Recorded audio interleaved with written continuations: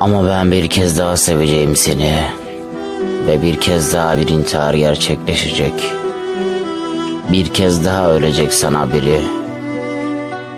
Sen yine alakasız düşüncelere kapılıp bir tokat daha atacaksın yüreğime. Bir intihar nedir? Bir adam nasıl ölebilir? Nasıl ağlar? Nasıl gidebilir? Zaten beklediğim de bu değil miydi? Ne beklenir sevgiyi bilmez birinden? Nereden bilebilir öyle biri? Gözyaşımı kol manşetiyle siliyorum bembeyaz gömleğin. Tüm kirin, pasın, çirkef halin, yasın akıyor gözlerimden.